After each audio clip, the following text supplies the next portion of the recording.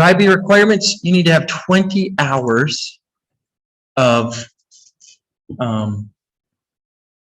services action. 20 hours of services action. You need to record. So don't put it in here. Everybody download this thing, okay? Because you're going to be fighting with other people for those same spots. You have done 20 hours. You've been given like 15 class periods to work on it. That's 15 hours right there. So if you worked on it in class, you got 15 of your hours. So anything outside of class, whether that's going to your actual place, working on your video, anything like that, that's all going to fit into your 20 hours. The reason why I didn't have you start with this is because you would have worked on your service action until you got to 20 hours, and then you would have finished. This way, you finished it, and then you calculate the 20 hours or more. If it's more than 20 hours, wonderful for you. If it's not exactly 20 hours, don't tell me, okay? Make it 20 hours on there because you can't go to grade 11 if you don't do this. Nod your head if you understand, okay? I want you to go to grade 11. Don't let this be the reason why you don't. First thing we're going to do in class today is do this form, okay? Because you need to submit it with your service action today. It's only going to take you 10 minutes to put in. September 13. We've been doing it, working on it every Tuesday for the last 4 weeks. But before that, we were working on it on Fridays. So if you're wondering what the dates are, work that way. When you're finished that, okay, when you're finished putting all of your hours in and submitting that to ManageBack with your other things, then the next thing I put on here is COMA. How many of you guys remember working on COMA before for another Bible teacher? Hazel does? Okay. COMA is a way of studying the Bible. Okay, what you're going to do is you're going to do 2 of these this week. And, well, by Monday, next week, end of class next week, Monday. With that COMA, okay, so you need to download this document because you're going to do it twice. From Matthew 13 to 20, there's a whole bunch of parables. Remember last class we talked about parables, right? The figurative meaning, the literal meaning, the imagery, using something known to explain something unknown.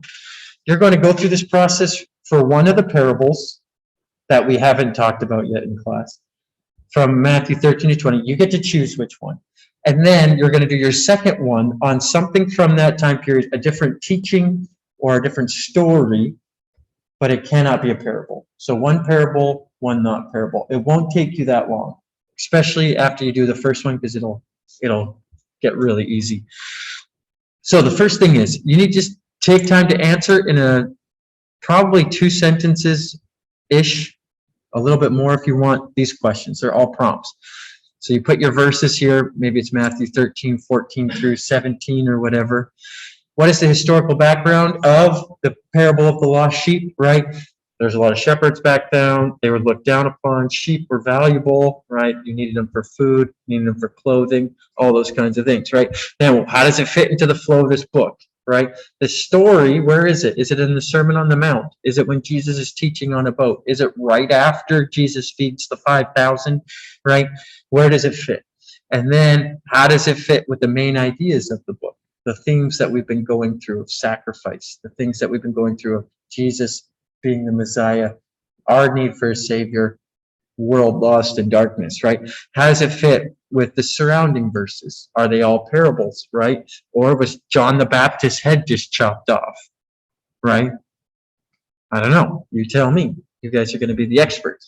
And then observations, right? Those things are important because you see at the very bottom, it's like what particular words seem important. So important words would be like shepherd, sheep, lost, right? And then explaining those meanings.